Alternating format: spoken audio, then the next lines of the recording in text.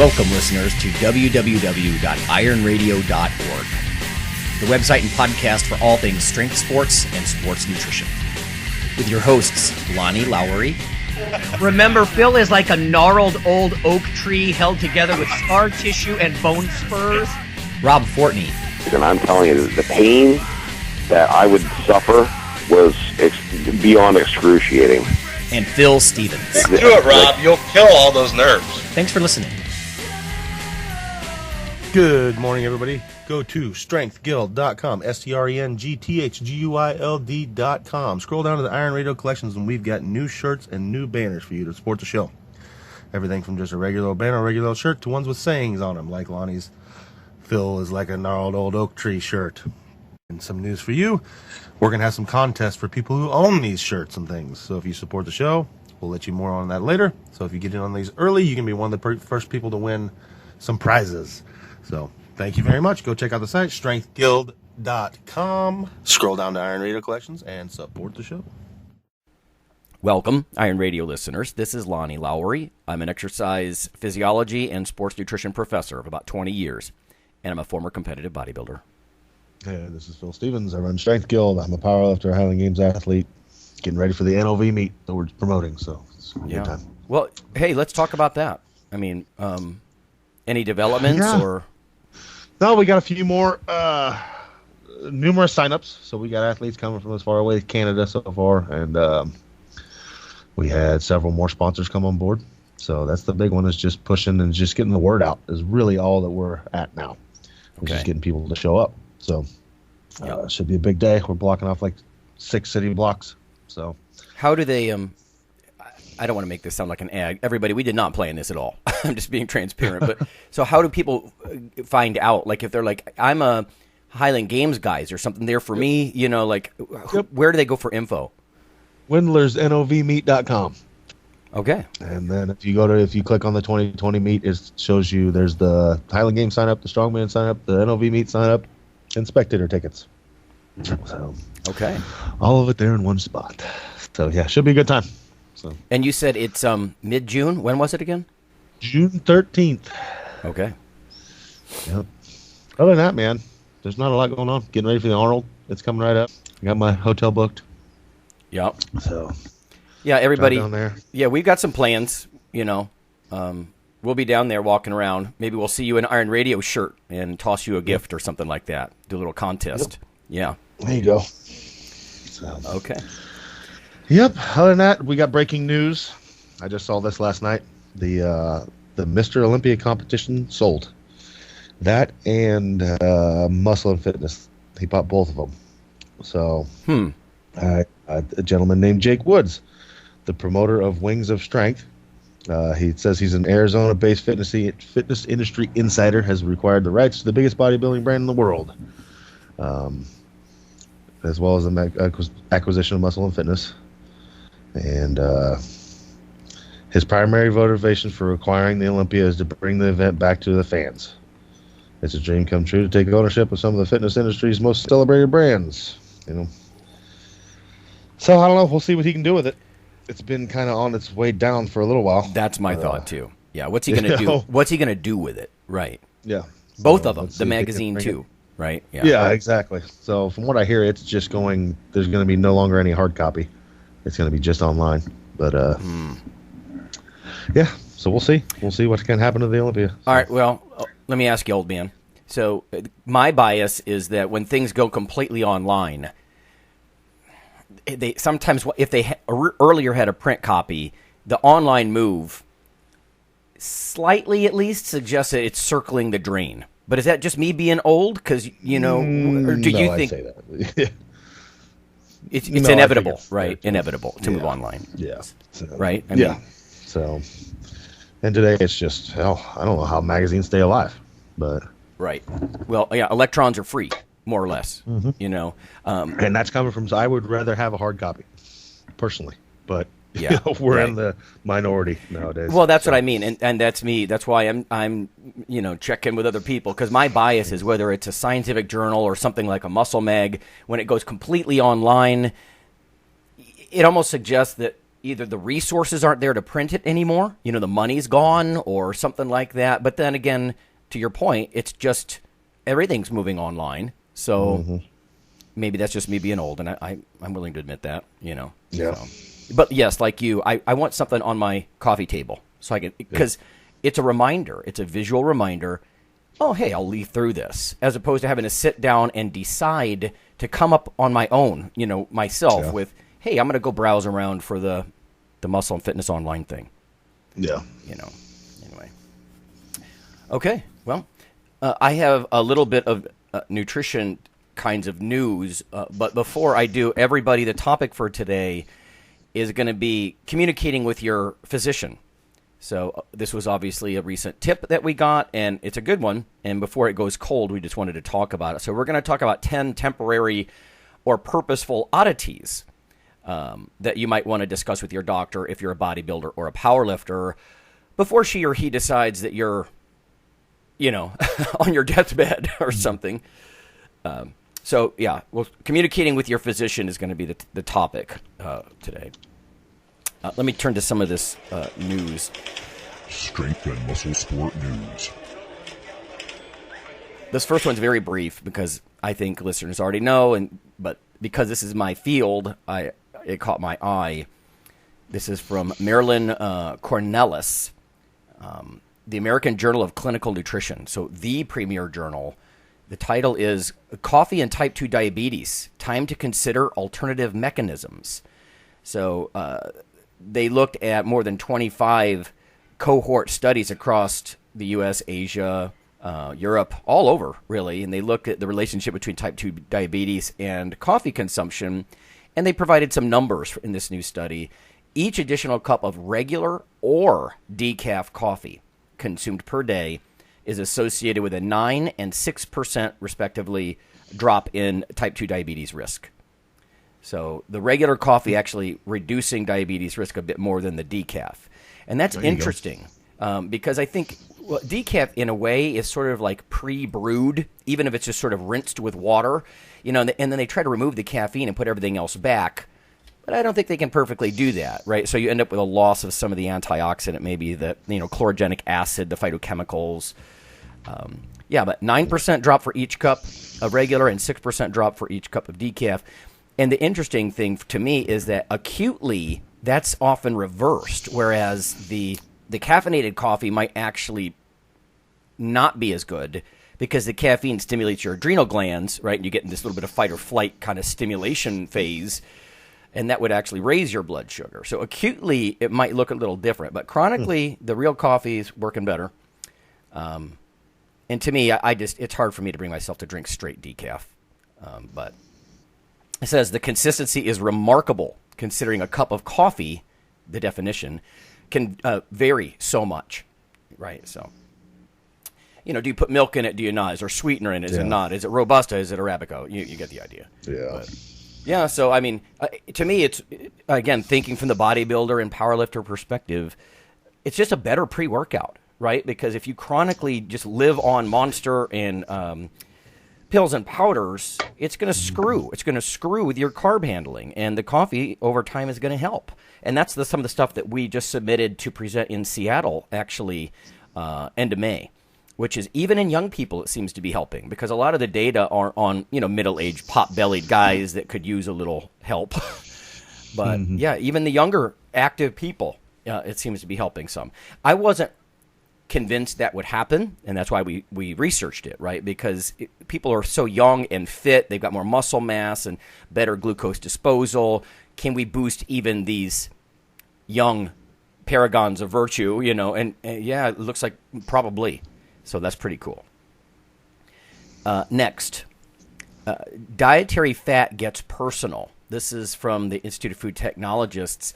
Listeners might be interested if you've done any of this sort of like 23andMe or different genetic tests, or you wonder about the dietary guidelines, like set fat and heart disease, that's BS. I've heard that from bodybuilders and stuff, and people like on carnivore or low carb, they're going to be like, that's all relative.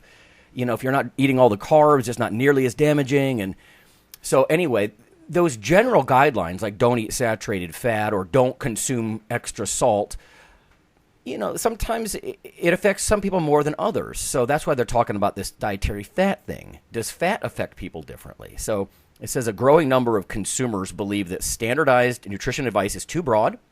A new study in the Journal of Nutritional Biochemistry provides some credibility to the concept of personalized nutrition.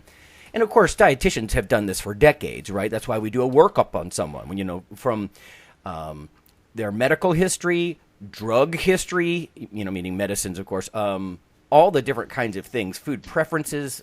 There's just so many different things that go into an assessment, habits. Anyway, they say basically despite the dietary guidelines, Americans have become heavier and increased their risk of various chronic diseases. So consumers are believing now that standardized nutrition advice is just, it's not effective. It's too broad. So it says a recent study published in the Journal of Nutritional Biochemistry from people at UC Davis and the U.S. Department of Agriculture, they looked at human subjects to determine how their bodies would respond to a high-fat meal. In particular, they're looking at the inflammatory response, right? So does this fatty meal really trigger inflammation, some people more than others? And, of course, inflammation is a common mechanism of a lot of diseases, from diabetes to heart disease to obesity.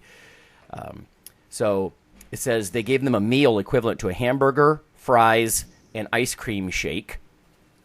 So pretty typical junky American fare. The inflammatory response to the high-fat meal was distinct. None of the subjects, there were 20 participants, none of them exhibited the same inflammatory response to the meal. So the researchers then did some genetic testing, so let's identify which genes are making these people respond differently. More weirdness, no consistent pattern was present. For 13,000 genes tested, the results were also different from person to person.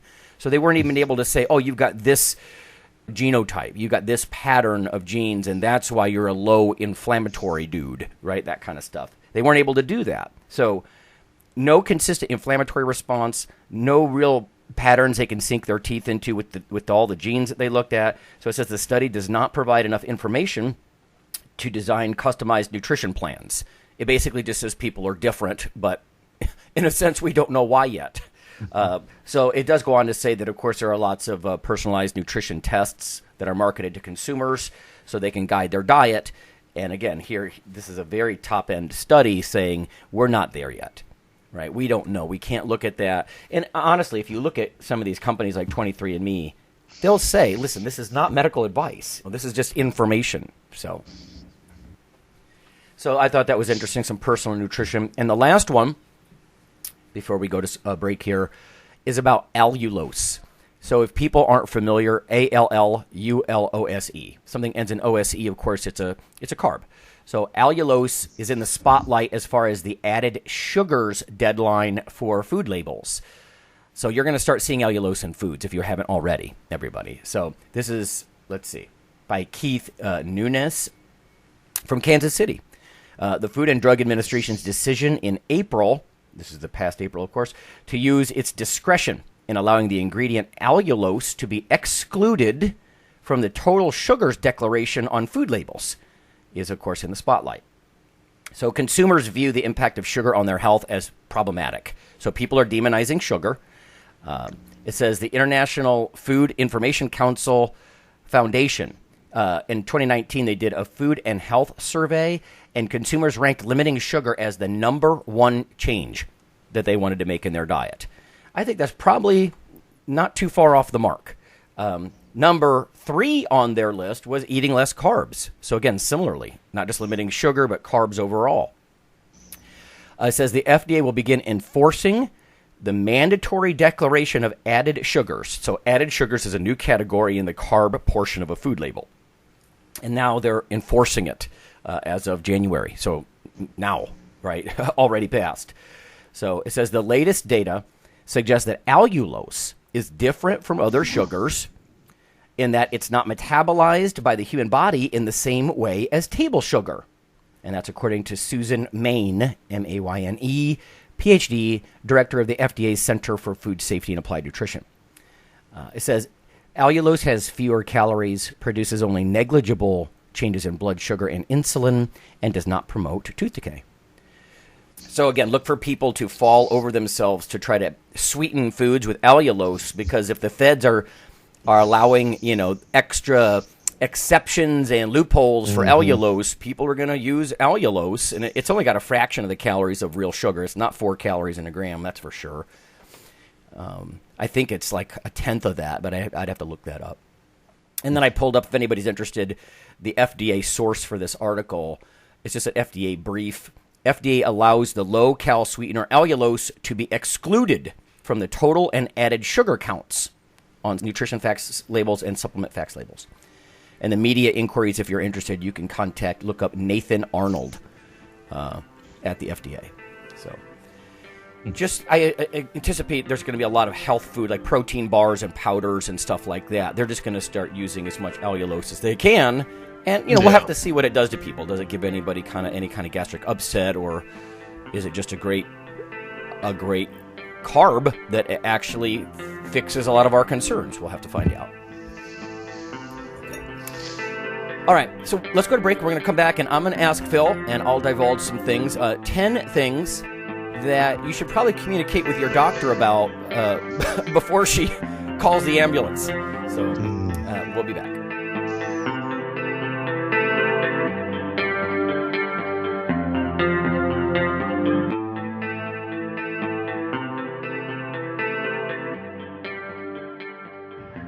Hello there, ladies and gentlemen. Yeah, you know who this is.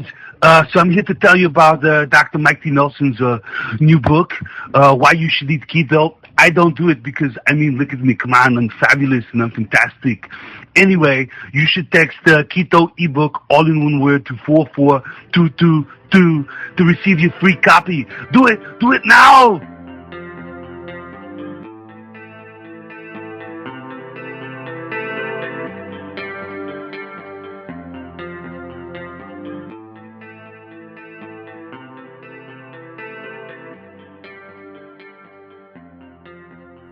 Hey listeners, this is Dr. Lonnie Lowry.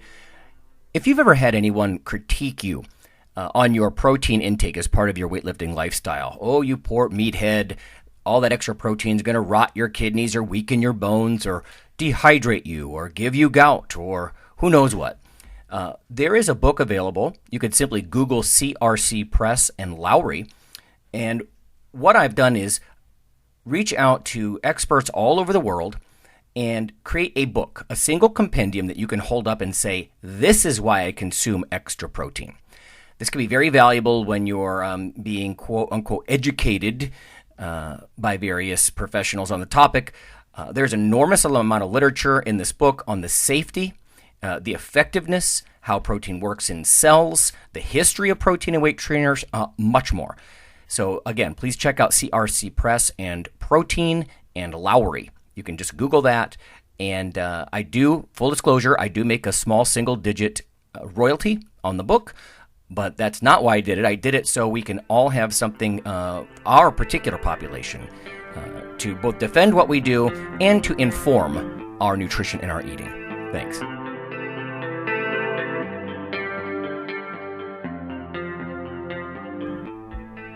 Iron Radio is, of course, primarily a podcast. But over the years, there have been technical glitches calling for backup streaming and listeners who wanted the convenience of other sources of audio content. Toward this end, Iron Radio is now simulcast and backed up on YouTube. If needed, please search Lawnman07 or Iron Radio from within YouTube. There's not much video, but if you like to listen through YouTube on a Roku or other living room device, there you go.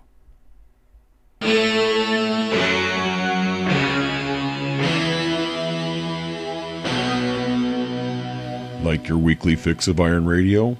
In addition to being a popular institute on iTunes, we are also on email. Simply go to www.ironradio.org and sign up for the voluntary email. You'll get a once per week email, no more. That's little more than the show notes and a link to the audio. So go for it.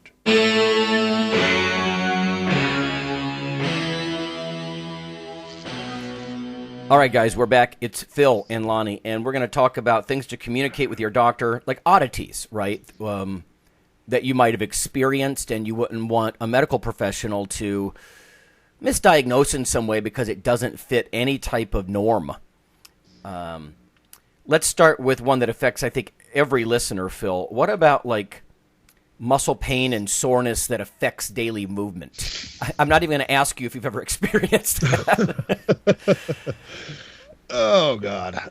I mean, we were talking about this the other day, me and some of my lifters at 5:30 a.m.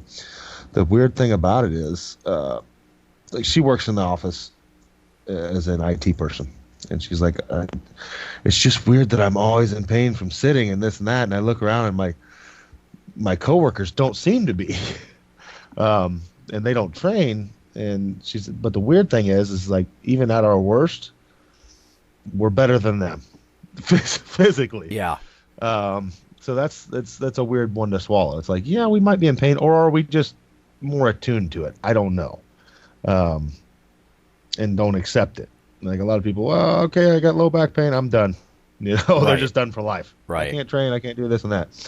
But yeah, of course. I mean, and I think in general, I know I do, and I think most people that lifted a long time, we end up having a high pain tolerance.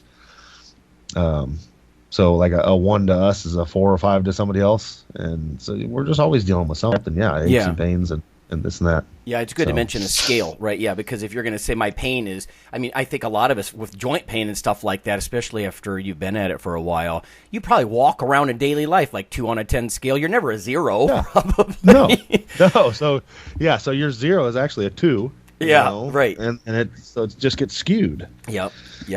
Not to mention, of course, muscle pain, so like somebody on statin drugs might say, oh, I feel muscle pain. Listen, delayed onset muscle soreness can be so bad you can't even go up the stairs.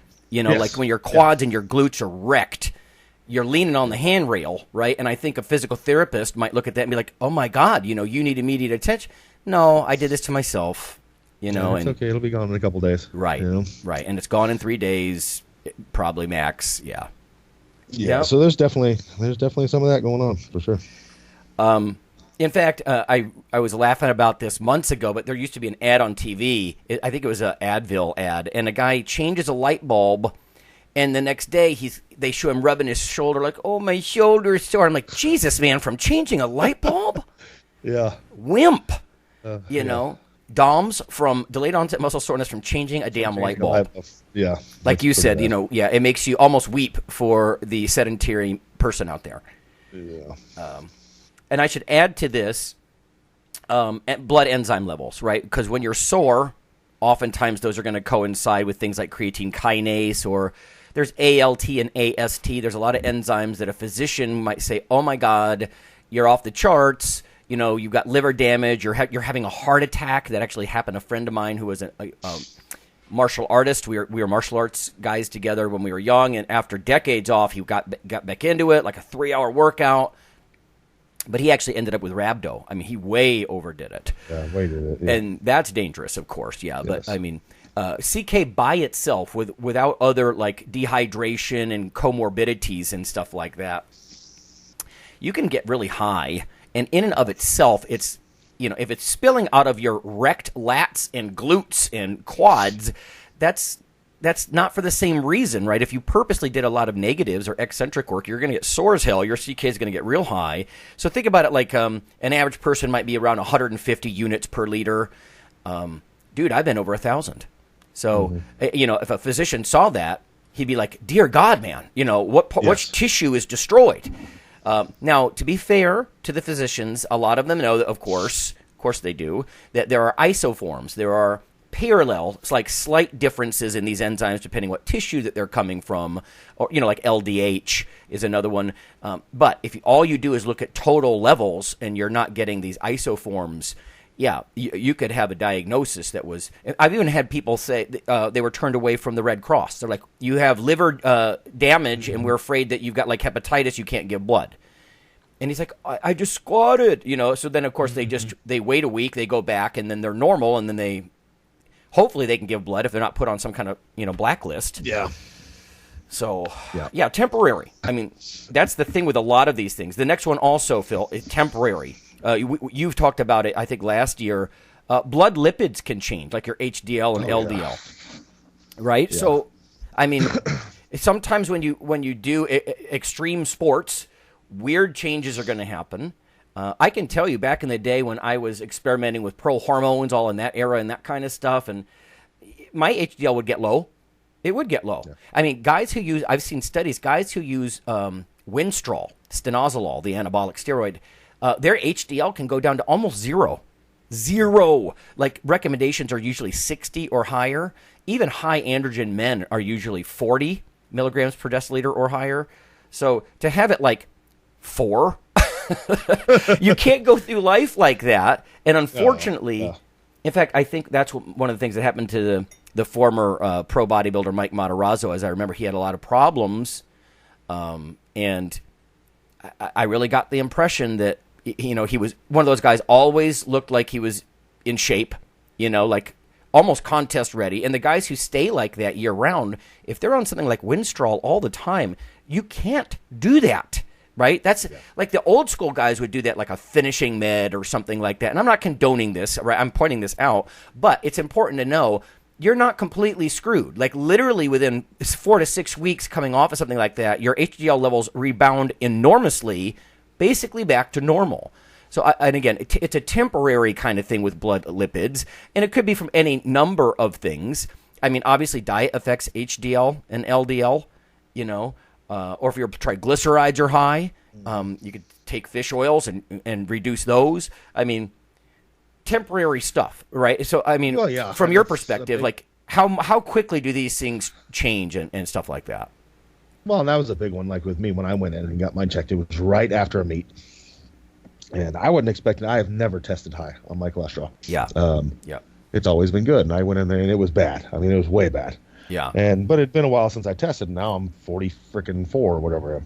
Yeah. And it was, the big one was explaining to my doctor. She was like, "Oh my God, we need you on statins now. We need this and we need that." I was like, right. Whoa. Right. Wait a minute. You don't understand. You know, I just got done with a meat. I'm eating 3 to 4 times what an average person would eat. And a lot of that is not good, you know, and it's making them realize that. And she's like, "Oh, no. I was like, "Give me like 4 weeks." Right. Know? You're right. Let me show you what I can do. Let me show. You're right. Let me show. I talked her into that. And it was like, she's like, "Well, nobody can change more than 5% over a 4-week period, blah, blah, blah, blah, blah." And well, I did. Right. That's the average Joe, though. Right. And I was like, yeah, you're not dealing with the average population here. Yep. So, you know, you're dealing with somebody that was way overdoing it to one end, well past what a normal person would. And then I'll come back. It's also realizing that you're dealing with somebody, when they tell you they're going to change it, they're going to do it. You know, they're not just going to add a little broccoli in here and there. So I just totally swapped my diet around and added in a bunch of fish oils and oatmeal and clean foods, and just reversed everything around the other way. Just reversed everything in like 6 weeks. Exactly. So. Yep. And the literature is very supportive of that, with various interventions. I mean, and she's right. I mean, normally you're talking about, you know, you might have a 10 or 15 milligrams per deciliter up or down in like your LDL or something because of mild dietary changes. But again, we're talking about the guys that get sore when they change a light bulb, right? So it's the norms are not created for the extreme muscle sports in that way. And that's what the hard part. And you can't blame them because they don't deal with it. No, right? You know, the average person they're dealing with is not us. No, our listeners are a rarity, right? Yes, for sure. Well, that brings up the next one: high blood pressure. Have you ever had high blood pressure? I haven't. The highest it's ever been is like, what is the first thing is like hypertensive. Mild hypertensive is 140 over 90-ish. Yeah, that's where it kind of goes into. I've never been like high. I'm lucky that way. Yeah. I don't know why. Well, and because I asked because, I mean, you've gotten really heavy. You know, you've eaten very abusively and gotten very it heavy. Goes up, but like I said, it gets into that, you know, hypertensive area. Never extreme, severe. Yep. Mine. When I get up over 215 pounds, it's like a switch, and I'll go mild hypertensive too. I'm like 140 over 90, and the doctor's like, "Well, we need to watch this." And here's the concern: when we talk about like visiting your doctor, oftentimes the doctor has either some tech with a electronic blood pressure cuff. Sometimes it doesn't even fit around your arm, you know, and it's like, well, that in itself, the cuff is too small. It's going to jack up the numbers, right? Yep. Maybe go get a thigh cuff or something. But despite the measurement itself, the doctor isn't taking the blood pressure, so one of the assistants, is doing this. And a lot of times they're lazy. And I'm saying this by experience, right? What they do when they do it manually, they look at your number last time. And I know they do it at the Red Cross as well. They'll look at your numbers last time, and they don't want to vary much from that because it's already been done, and you're probably similar. And so, they let the mercury drop way too fast, and they just kind of bolt, right through it like a bull in trying to shop. And it's like, oh yeah, you're still hypertensive. You watch that. It's like, I just watched that column of mercury. I watched the systolic and diastolic numbers. You didn't even look, because you're leaning too heavily on numbers from last time. And so once it gets entrenched, it might be like getting blacklisted at the Red Cross, insofar as that's true. I've only heard that through hearsay, but then you're kind of stuck in this. And then now with insurance companies, I don't want to be labeled high risk because I'm hypertensive. Anyway, so my blood pressure would go mild, and then I get down, get under 210, or nowadays it's more around, 200. And my blood pressure is like, 117 over 68. It's a huge difference. And those kinds of swings are just you're not going to see that in average people. We've talked about this one a lot. Body mass index. How high have you gotten, Phil? Have you gotten over 30? Oh, yeah. Hell, I'm over 30 right now, I think. Let me look. Just a second. It'll take me like a minute here. All right.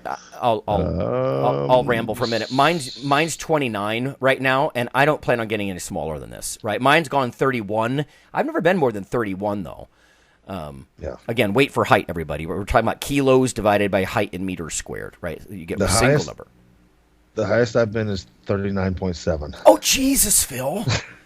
And right now I am 36.6. Oh, my God. Yeah. So you make me feel good. I feel good about myself right now. I'm like 29. I'm only borderline obese. You're bordering severe obesity.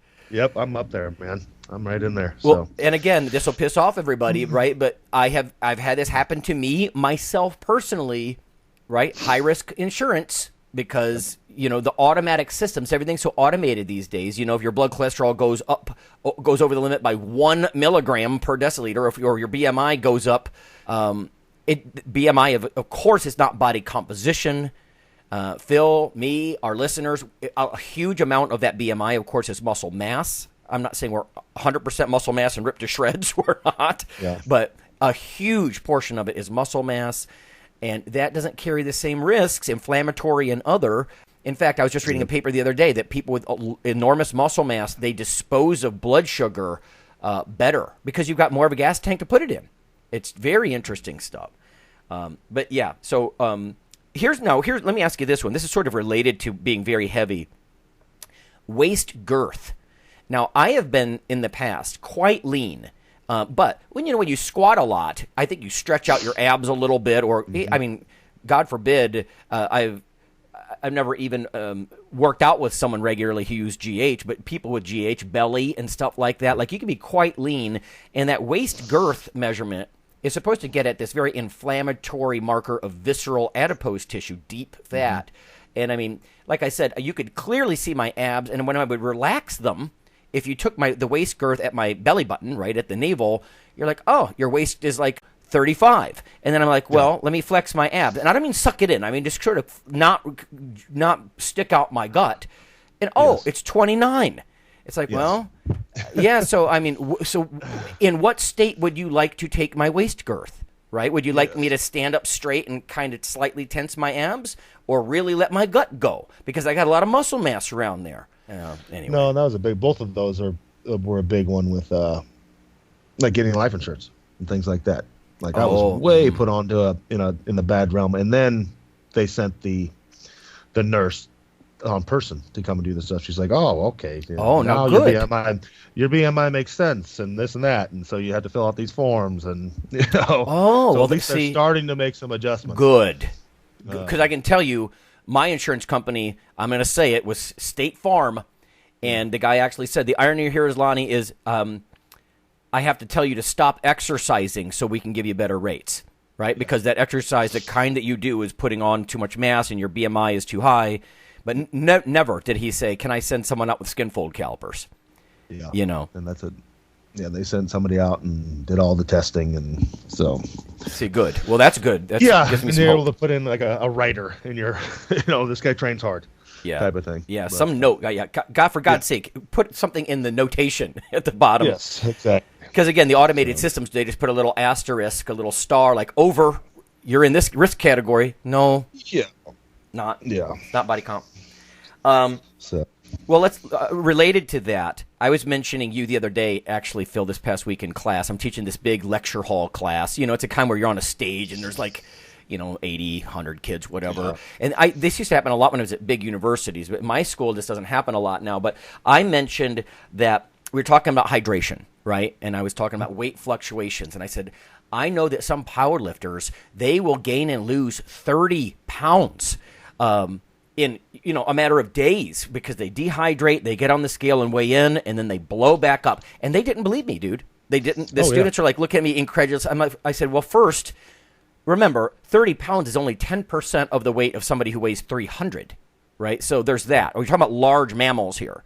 Yeah. But that I get it. Nobody's saying that's healthy. It's like what you used to say is there are some things, even if temporary, that, high-end sports are not always about maximum health. They're just not, No, and there's nothing healthy about that. I mean, but it's done. It's done. It's done in high school at wrestling meets. I mean, yeah, I've got little high school kids that wear rubber suits and spit all the time.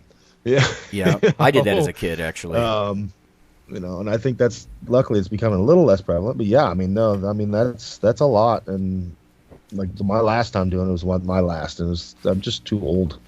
And it's definitely not safe. I mean, I felt my heart rate going way up. And I was like, okay, I'm done. Yeah. You start getting that dehydrated, and or even the eating way up. You can't lie to yourself and tell us that's good for you, right? Yes. Even if it's only 12 weeks long. At some point, it's time to stop that. Yeah, you're bloated. There's nothing. You don't feel healthy. You feel like you're fluid overload. Yeah. And that's a good point. So it's not just dehydrating for a meet or like after a 20-week diet. Jesus, I'd walk around 30 pounds lighter than I used to be, And that's, of course, what we were talking about the other week too. So yeah, there's lots of reasons for extreme weight fluctuations. Dehydration, rehydration, bodybuilder level dieting that most people would never do. I mean, imagine the average Joe saying, I want you to come down from 25% fat to 4% fat. It's never going to happen. Yes. It calls for ridiculous discipline. Yes. And bloat, for sure. Number 6 is one that I wanted to mention was urine output. So if you're on a very high protein diet, you can pee more than double the average person every day. It doesn't dehydrate you. I mean, it would only dehydrate you if I withheld fluid at the mouth, but then I'm dehydrating you anyway.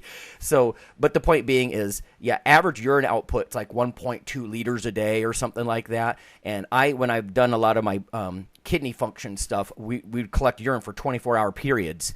I mean, biology's messy. You got to do this. And 3.5 liters, 3.5 liters of pee. So the guys would have to come back for extra jugs because they're like, I filled up your jugs, man, and I got to pee again. So, they carry it around in like an insulated backpack kind of thing. But the point is, huge urine output. It doesn't mean you have freaking diabetes, because a physician would say, oh, polyuria, polydipsia, you're thirsty all the time, you're peeing too much, you got diabetes. No, I'm on a high protein diet, right? So, or caffeine will make you urinate too, but neither protein nor caffeine in themselves clinically dehydrate anybody. So, get over it. But yeah, and I don't know why a physician would know that unless you said, Doc, I'm peeing all the time. You would think that he would say, well, are you on high protein, high coffee intake? Because a lot of our people probably are, right? Yeah. That's a little bit of a weird one, but I've just noticed that from the lab. Mm-hmm. What about body hair? Do you think powerlifters and bodybuilders, I don't know if a doctor would say, oh, you have hirsutism, because you're so hairy.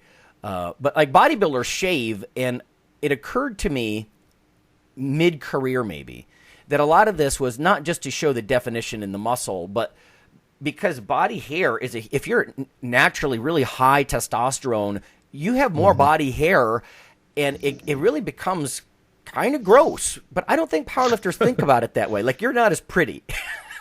Yeah, not as often. No, I mean, I don't think there's as much worry. And like what I was talking to Windler about this, I was like, why do you think so many strong people are bald? And it's like, it's pretty evident why they're bald. Yes. Right. Yes. But and pretty evident why we're hairy. Yeah, but I don't think as many. I don't think powerlifters worry about that as much. I mean, but also we don't have to go on stage and get naked and be able to see it. See everything. I mean, there's a reason. I mean, bodybuilders, you literally have to. Like, you would score less. Now, like if a powerlifter knew they would take 100 pounds off their total, they'd shave everything. You know? Yeah, like glass. Yeah, exactly. So I mean, it literally affects your sport. That's as a funny, right? Hairy. So yeah. Whereas it doesn't. It's just one of those truths. Yeah, you might be hairier, and you're right. Actually, again, talking about class in the classroom this last week, we do this little game called Risco, and you kind of guess your risk of heart disease. And one of the categories is basically about, like, you know, your HDL levels and cardiac risk, and the more points is worse. Okay, so the scale starts off with like zeros and ones for young women, older women like 2, 3, 4 kind of thing. Men now are at 5, so they're already halfway up the scale just for being a dude. And then you're like, well, does it go beyond male? It does, not just with age. And you're going to find this funny. That's why I'm bringing this up. Bald male, it counts against you even more. Bald, stocky male, maximum points against you. and again, you're right. Is it obvious? It's a testosterone-related thing because it's going to drive down your HDL, your good cholesterol, and and that's the same stuff making you hairy and bald. Anyway. Now, here's one. I don't know if you've ever seen this, but I remember talking to Eric Serrano. He's an MD in the Columbus area. Years ago, he said the number one problem he sees with people that use anabolics especially is when they come off, the depression can be really bad. So there's sort of some mania when people are on. They're very up and energized and more happy sort of all the time. Not wildly manic, but, just up. And then when they come off, they're badly depressed. And I remember a young guy, God, this was decades ago, he had said that he was using D-ball and stopped cold turkey. And he's just one of those guys, not a competitor, these dabblers that it seems like so many guys do this now, or they're gramming it, which was unheard of, decades ago. But he just stopped cold turkey.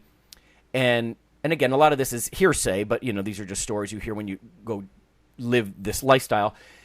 And he said, I was so depressed.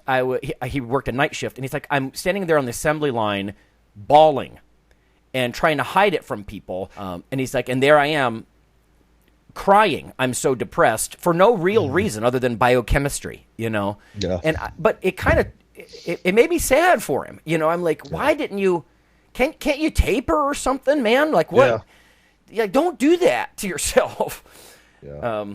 But have you ever seen anybody get depressed or mood changes in your gym or anything, or more than an average person, or no? I wouldn't say. No, I wouldn't say. If anything, I think a lot of people use the gym to stop that. Okay. To help them stay more even keel. That's a good point. Yeah, it is corrective partly, isn't it? If you keep lifting, if you don't stop lifting too, right? Yeah. It's kind of like their daily medicine. It's to get the endorphin rushes and stuff like that. So yeah, but I'm sure hormone swings are going to affect your mood, kind of thing. Oh, yeah, for sure. The last one on my list is just sort of a positive. This will make listeners feel like superheroes, but is bone density. Now, I don't think a doctor is going to look at your bone density unless he thinks you're osteoporotic or something. And I'm telling you, everybody, we are the opposite. So I learned how to use a DEXA unit, a dual X-ray absorptiometry machine, on myself and Fortress, actually. Those are the people I had around. My bone density was 99.5 percentile. So, I mean, ridiculously dense bones. And we got Fortress in there, 99.9. So Phil, you're probably like Fortress, the loads that you put on your cells make your bones stupid dense, like the opposite of osteoporosis. Like of the next 100 people you meet, you have denser bones than all of them. And so I think that's, and the reason I was interested in learning how to use a DEXA was because I wanted to measure people's bone density that were on high protein diets, right? Because a lot of times in the past, dietitians have said, oh, if you're on a high protein diet, it increases calcium in your pee, calciuria, and that's leached from your bones. And I'm like, no, there's no way. And then later, researchers like Best, Dawson, Hughes, and Lehman, and there's a couple of groups said, no, there are certain amino acids that might increase calcium absorption, so you get more in your blood, and that's why it's in your pee. It's not leaching from your bones. And I mean, God, Phil, you and I know there's no way high-protein diets weaken your bones, or people like you, me, or anybody else, especially guys like you with 700-800 pounds on your back, you're going to break your back. Yeah. So that's absurd. So I knew better. So I'm like, what about some real outcomes measurements? And, stupid dense bones. So if you're a listener to this show and you've been lifting for years, heavy lifts, let's say you're regularly using more than 2 1/4, and that's going to be a lot of people. Mm-hmm. You are explosive lifts, heavy lifts. Yeah, they're very good for your bones. So that's the list. That's 10 things that you are different probably, or you might bump into someone who is different from the way that your doctor would identify as normal. Because I think almost by definition, we're trying to be not normal. Right? I mean, you're trying to be somehow better than average. So, well, that's a big one. As far as doctors, just finding one that'll sit down and listen to you. Oh, we talked about that before. That's a good point. Yeah, finding somebody. You got to be part of your own medicine. I fired doctors before, so to speak. Right? Yeah. When they won't listen, and like the one said, "Oh, you have diabetes." I'm like, no, I don't have diabetes. Like he wouldn't even do a blood draw, and I'm like.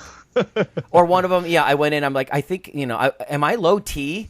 And he's like, well, are you completely impotent? I'm like, no.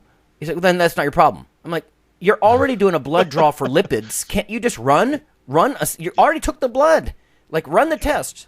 Nope, you're not completely impotent. Your T levels are fine. I have, fired. I guess you're fired then because you're not even listening to me or even looking, Yeah. So I'm willing to pay for it. Do it. Yeah. I'm the client. Exactly. Yeah. So that's why, you're right. It's good to find a doctor who's into if you're a guy, somewhere on his write-up, he says that he has a focus on men's health, or something like that. Just like a woman might go to a OBGYN, you can find a physician that's interested in men's health, and then he's not going to be, I don't know, somebody who ignores you and, I don't know, misdiagnoses you and doesn't listen to you. So. All right, well, that's it, everybody. So, we thought we would talk about that before it goes cold. If you are going to Columbus at the Arnold, maybe we'll see you there. We're going to be milling around, maybe at some different booths or giving out some T-shirts or some swag or something. So I'll try to announce some times of where we're going to be and what. So I love it. So perfect. All right, guys. All right, later. Bye.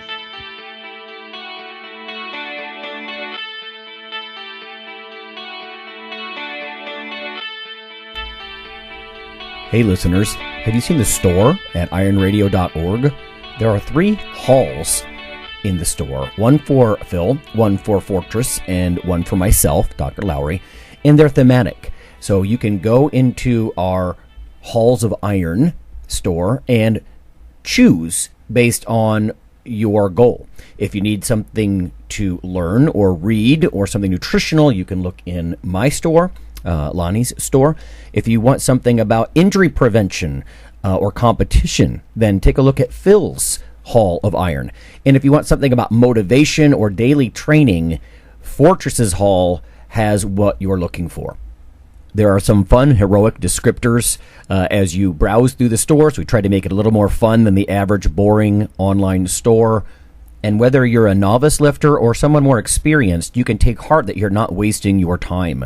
The things that we put in each Hall of Iron are actually based on our own recommendations. Protein powders that we know to be good, knee sleeves, wraps of some kind, things that Fortress uses in his own training. The stuff you see, is good. This way you don't waste time. So check out the Iron Radio store at ironradio.org And let us know what you think on the forums, and certainly you can request products and we will screen them before they go in. So, thanks for listening.